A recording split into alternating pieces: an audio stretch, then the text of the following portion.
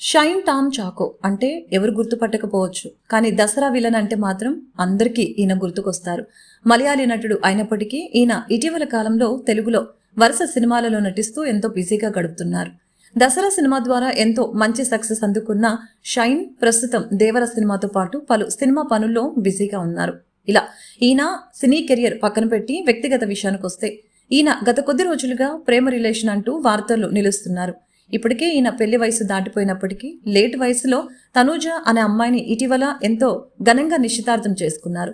తనూజతో ప్రేమలో ఉన్న విషయాన్ని ఈ ఏడాది జనవరిలో అధికారికంగా ప్రకటించాడు. నిశ్చితార్థం కూడా చేసుకున్నారు. వీరి నిశ్చితార్థానికి సంబంధించిన ఫోటోలు కూడా వైరల్ అయ్యాయి.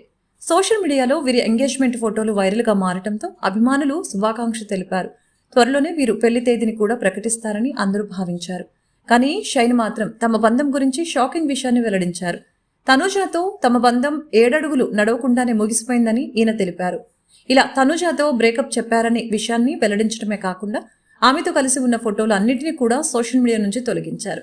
ఆమెతో నా బంధం కలుషితంగా మారింది. ఇద్దరి మధ్య ఎంతో ప్రేమ ఉన్నప్పటికీ కలిసి జీవించలేకపోయాము.